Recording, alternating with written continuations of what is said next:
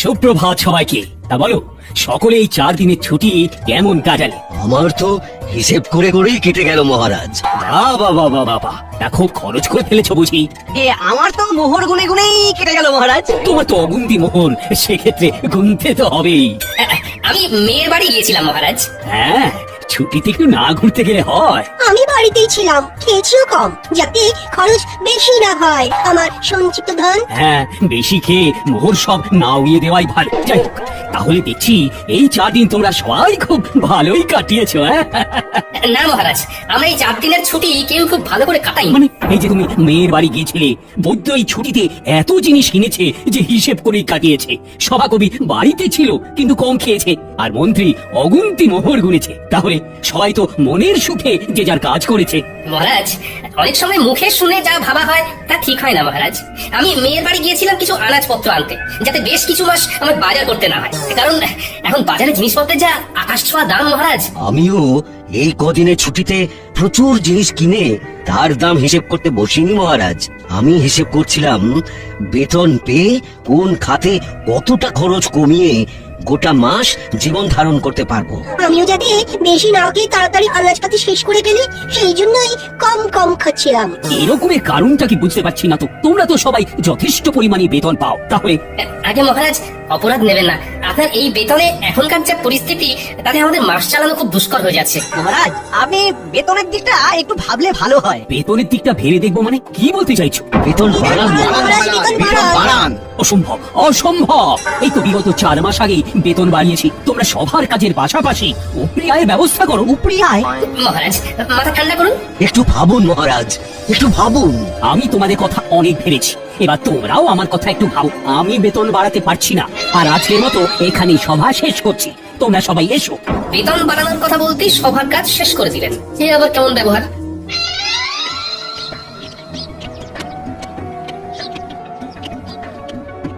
কি মহারাজ, আপনি এখন এই অসময়ে? হ্যাঁ, চলে এলাম আর কি। সবাই একটু গন্ডগোল হয়েছে। তারা বেতন বাড়াতে বলছে রানী, যা বেতন পাচ্ছে তাতে নাকি জিনিসপত্রের বাজারে যা আকাশ ছোঁয়া দাম তাতে হচ্ছে না। আপনি কি বলেছেন শুনি? আমি বলে দিয়েছি বেতন বাড়ানো এখন অসম্ভব। আমি ওদেরকে বলেছি উপরি আয়ের ব্যবস্থা করতে। সে কথা শুনে সবাই কি বললেন? সবাই আকাশ থেকে পড়লো। একটা কাজ করুন না মহারাজ, আপনার পশ্চিম দিকে যে মাঠটা রয়েছে সেইখানেই ওদের জন্য কিছু ব্যবস্থা করে দিন না। তোমার কথাটা মাথায় থাকলো, তবে 2 দিন বাদে বলবো। আগে দেখি ওরা কে কি করে। বেশ। গিন্নি, ও গিন্নি। বলো। এ কি গো গিন্নি, তুমি শুয়ে আছো? শরীর খুব খারাপ নাকি? দেখি দেখি। হেমা, তোমার গা তো জ্বরে পুড়ে যাচ্ছে। কিছু খাওনি নাকি?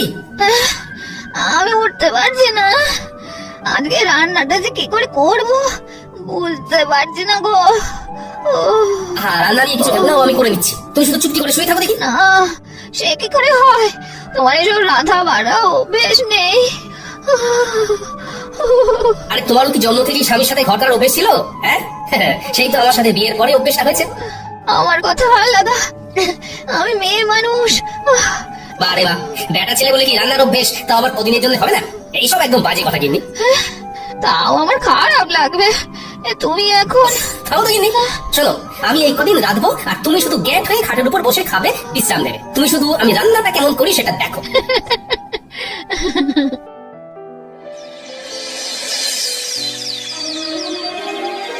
সুপ্রভাত, আশা করি সবাই ভালো আছো। কালকে যা হলো তারপর কি আর ভালো থাকা যায় মহারাজ? দেখো, আমি তোমাদেরকে যা বলার বলেই দিয়েছি। এই যাবৎকাল তোমাদের যখনই যা অসুবিধে হয়েছে আমি পাশে ছিলাম, এখনো আমি পাশে থাকবো। তাই বলে যখন তখন বেতন বাড়ানোটা সত্যি অসুবিধের। আমি তো শুধু চিকিৎসাই পারি, এর বাইরে তো কিছুই পারি না। তাই কিভাবে যে উপরি আয় হবে অন্য কিছু করে সেইটাই মাথায় আসছে না।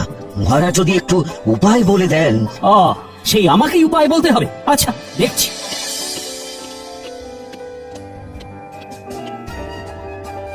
মহারাজ বলছি কি? সুপ্রভাত রানীমা। সুপ্রভাত। আশা করি সকলে ভালো আছেন। ভালো নেই, খুব সমস্যায় আছি রানীমা। তা যে গোপাল আসেনি কেন? তাই তো, তালে করে খেয়াল নেই। আগে মহারাজ, আমি এসেছি। কি গোপাল, এত দেরি হলো যে? তোমার শরীর ঠিক আছে তো? আমার শরীর তো ঠিক আছে, কিন্তু কিন্তু আমার গিন্নির শরীর ভালো নেই। তাই ঘরের কিছু কাজ সামলে রান্না করে আসতে গিয়ে দেরি হয়ে গেল। এই রে ও গোপাল, কটা শাড়ি আর চুড়ি এনে দেবো নাকি? গোপাল, তাহলে সুগৃহিণী দক্ষ রাধুনী হয়ে গেলে নাকি? দরকার পড়লে যদি হই তাতে মন্দ কি বলুন? সকলে চুপ করুন, বরং আপনারা গোপালকে দেখে শিখুন। সে স্ত্রীর শরীর খারাপে নিজে এগিয়ে এসেছে, স্ত্রীর কষ্টটা বুঝেছে। ঠিকই তো, না কষ্ট বুঝলে হয়। এই বৈদ্যমশাই, আপনি আজই গোপালের বাড়ি গিয়ে ওনার স্ত্রীকে দেখে আসবেন। গোপাল, সত্যি তোমার তুলনা হয় না। থাক, অমন মেয়ে মানুষের কাজ করে আমার সুখ্যাতি পাওয়ার দরকার নেই।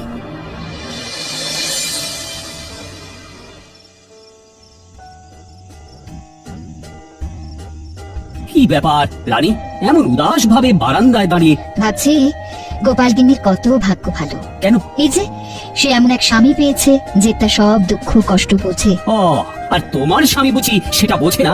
না, কিছু কিছু সময় বোঝে, আবার কিছু কিছু সময় বোঝে না।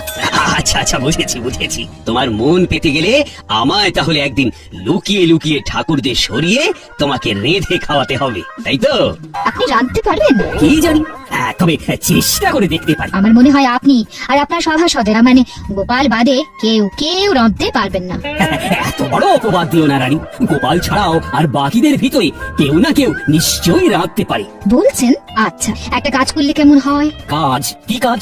আপনাকে ওই দিন বলছিলাম না, আপনার পশ্চিম দিকের মাঠটায় ওদের কিছু একটা উপরি আয়ের জন্য ব্যবস্থা করে দিন। হ্যাঁ, তার সাথে এর কি সম্পর্ক? শুনুন, আপনি আপনার সভাসদদের বলুন তারা ওই মাঠটায় নিজের ইচ্ছে মতো তৈরি করা খাবারের দোকান ওই বিকেল বেলার দিক থেকে রাত্রিবেলা পর্যন্ত দিতে পারেন। তাতে কি লাভ হবে? তাতে এনাদের উপরি আয়ও হবে। সবার কাজ শেষ করে তারা অনায়াসে খাবার দোকান খুলে খাবার বিক্রি করতেই পারবেন। হ্যাঁ, দারুণ বলেছে তো। আচ্ছা, এই খাবারগুলো কি সভাসদেরই বানাতে হবে? এমন কোনো কথা আছে কি? মানে যেহেতু তুমি তখন ওই রান্নার প্রসঙ্গ তুলেছিলে, তাই জিজ্ঞাসা করছি। সেই খাবারগুলো সভাসদেরই বানাতে হবে এমন তো কোনো বাধ্যবাধকতা নেই। তারা চাইলে তাদের স্ত্রী বা বাইরের কারো সাহায্য নিতেই পারেন।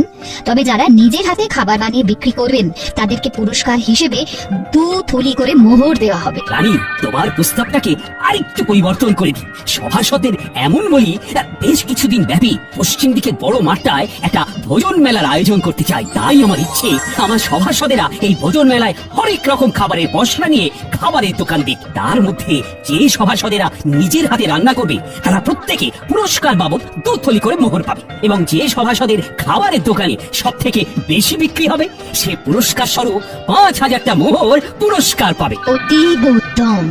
শুধু উপরি আয়ের জন্য ওনারা সবাই খাবারের দোকান খুলতে রাজি নাও হতে পারেন, তার থেকে পুরস্কারের কথা বলে মেলায় খাবারের দোকান খোলার প্রস্তাব দেওয়াটা একদম উপযুক্ত। আপনি কালকেই ঘোষণা করে দিন মহারাজ। ভাবছি আমিও যদি দোকান দিই তাহলে আমার কি পুরস্কার দেবে বলো তো রানী? তা আমি কি জানি।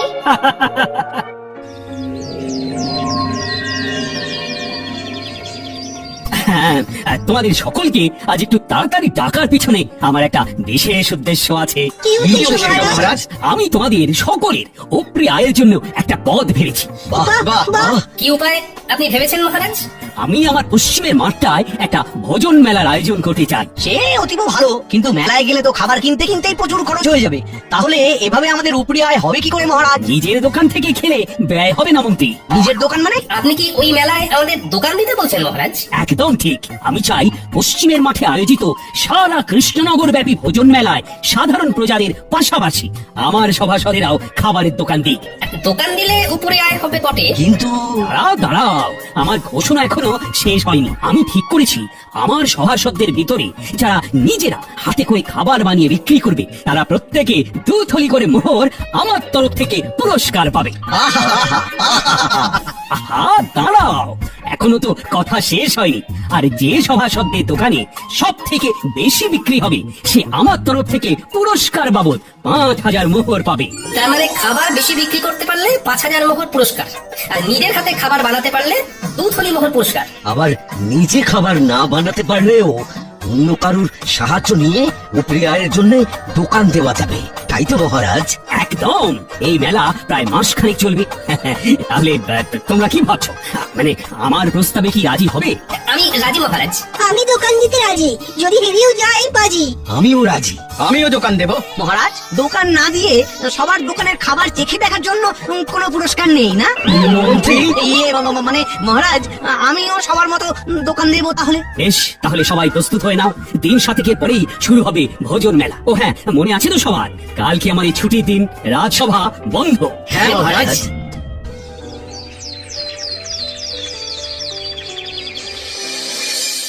গিন্নি, ও গিন্নি, আরে ও গিন্নি, শোনো না। হ্যাঁ, তাহলে তাহলে তুমি বলছো আমি বেশ ভালো করেই জিলিপি, অমৃতি, গজা এসব বানাতে পারবো না? হ্যাঁ, খুব খুব ভালো করে পারবে। তা আমার প্রতি তোমার এত আত্মবিশ্বাসের কারণ কি? আরে বাবা, জিলিপি অমৃতি বানাতে গেলে শুধু ময়দার মিশ্রণটা এই টকটকে গরম তেলের ভিতরে ভালো করে প্যাঁচ দিয়ে গোল গোল আকৃতি করে পাক দিলেই তাহলে হয়ে যায়। আর এই প্যাঁচ দেওয়ার ব্যাপারে কৃষ্ণনগরে তোমার মতো পারদর্শী আর কেউ আছে বলে তো আমার মনে হয় না। ঠিক বলেছো, তোমারও যা পেঁচানো মন, সেই মনের পেঁচের মতো আমায়ও যা সুন্দর করে তুমি জিলিপি অমৃতি বানাতে শেখাবে। আহা আহা, তারপর আমার পূর্ব অভিজ্ঞতা তো আছেই। যাকে যাক, এই চলো শুরু করে, চলো চলো।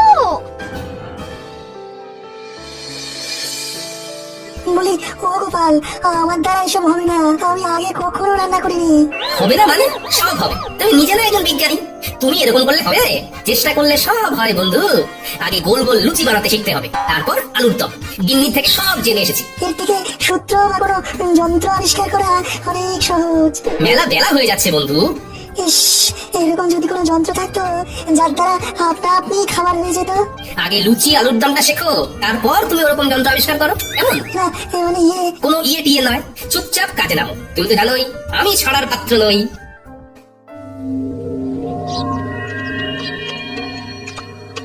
কি রে বন্ধু, কি খবর? বিজ্ঞানী কি রান্না করেছে জব্বর? শিখিয়ে তো এলাম তাকে, একদম ফল পাওয়া যাবে ভোজন মেলায় হাতে নাতে। আহা, কি দারুণ ছন্দ! দেখো তো কেমন বেরোচ্ছে ঘুগনির গন্ধ। হ্যাঁ, কি দারুণ গন্ধ। তা সভা কবি, তুমি কি রাঁধতে পারো? হ্যাঁ, আমি রাঁধতে পারি, তাতে নেই কোনো সংশয়। সেই জন্যই মেলায় বিকাবো ঘুগনি ও মুড়ি মহাশয়। সাবাস বন্ধু, সাবাস। তা তুমি কি বেচবে গোপাল? ঠিক করেছো কি ঘুম থেকে উঠে সকাল সকাল? না বন্ধু, কিছু ঠিক করিনি এখনো, দেখি কি বিক্রি করি। হ্যাঁ, তাড়াতাড়ি ঠিক করে ফেলো, কারণ খুব তাড়াতাড়ি দিন যে ঘনিয়ে এলো। গোপাল, ভেবেছি চপের দোকান দেব, কিন্তু বেসন গুলতে গিয়েই তো কাল ঘাম ছুটছে। আপনার এই দুই হাতে নিজে এত পাটন বলেছেন, আর এখন বেসন বলতে গিয়ে নাকানি চোখানি খেলে হবে? আমার ভয় করছে গোপাল। দেখি তো, আমার সামনে আপনি বলতে বসুন, কেমন ভয় লাগে আপনার দেখি। গোপাল, তুমি পারো বটে। একবার হাঁক দিলাম আর তুমি সাহায্য করতে চলে এলে। বৈদ্যমশাই, আমরা একই রাজ্যের লোক, তাই বিপদে ডাক শুনেও মুখ ঘুরিয়ে না শোনার ভান করে বসে থাকলে হবে?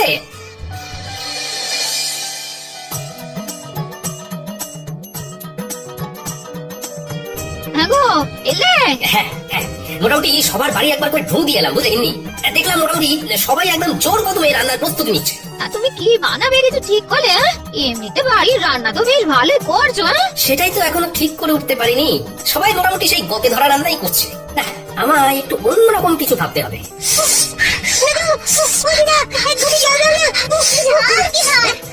আর খাবো না, না বলছি, কাল বলছি আর খাবো না। উফ, বাপরে বাপ। দাঁড়া দি, কিন্তু কি খেয়েছিস বলতো? ফুচকা, আমার বাবা শহরে গিয়েছিল, তাই ফেরার পথে ওখান থেকে এনেছিল ঝাইলার ফুচকা। জানো তো দাদু, এখানকার কেউই ফুচকার তেমন নাম শোনেনি। গিন্নি, ও গিন্নি, ফুচকার দোকান দিলে কেমন হয়? খুবই ভালো হয়। সেইবারে খুকির বাড়িতে গিয়ে খেলাম, শহর থেকে জামাই এনেছিল, অসাধারণ। কিন্তু তুমি কিভাবে বানাই শিখবে কি করে? এখনো হাতে 4-5 দিন সময় আছে গিন্নি, শহরে গিয়ে শিখে আসবো কালকে, তারপর ভোজন মেলায় ফুচকা বিক্রি করবো। আহা, শুধু খাবারের মেলায় কেন, গোটা কৃষ্ণনগরে তুমি বিক্রি করবে। এখানকার কেউ জানেই না এই ফুচকার নাম। ভালো লাগলে না, এই প্রচুর প্রচুর বিক্রি হবে। তা ঠিক, আর মহারাজ এটাও বলেননি যে খাবার শুধু ভোজন মেলাতেই বিক্রি করতে হবে। আমি কিছুক্ষণ দোকানে থেকে ফুচকা তৈরি করে ঠেলা গাড়ি নিয়ে ফুচকা বিকোতে বেরিয়ে যাবো।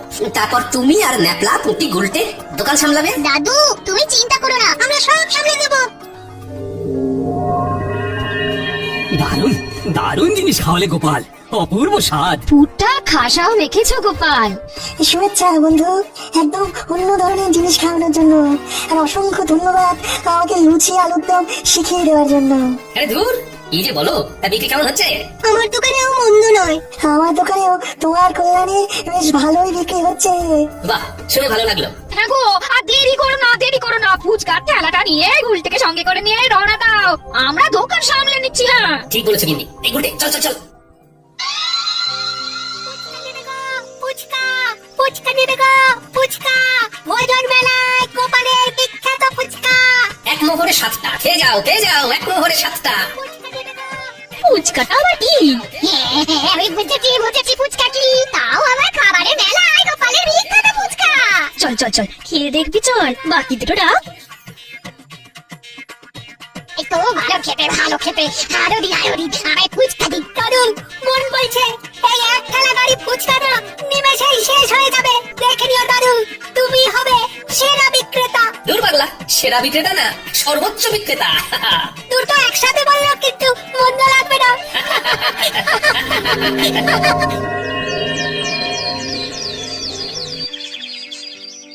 গোনো খাজাঞ্চি গোনো, কার কত আয় হলো দেখি। এই মন্ত্রীটা হলো 1 2 3, এই সর্বমোট 300 মোহর। তবে মন্ত্রী মশাই নিজেই সব বানিয়েছেন। বেশ বেশ, পরের জন। পরের জন হলেন বিজ্ঞানী বাবু, তার মোহর 1 2 3, এই সর্বমোট 900 মোহর। ইনিও নিজের হাতেই খাবার বানিয়েছেন। এই বিজ্ঞানী আমার থেকেও বেশি আয় করেছে, এ কি কপাল।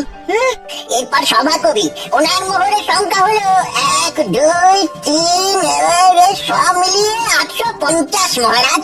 ইনিও নিজের হাতে খাবার তৈরি করেছেন। বাহ বাহ বাহ, চমৎকার। তারপর এরপর বৈদ্য মশাই, ওনার মোহর হলো 1 2 3, 600 মোহর মহারাজ। ইনিও নিজেই চপ বানিয়েছেন। এরপর গোপাল, মোহর হলো 1 2 3, 7,000 মোহর মহারাজ। ওরে বাবা, সাবাস গোপাল, সাবাস, তুমি বিজেতা।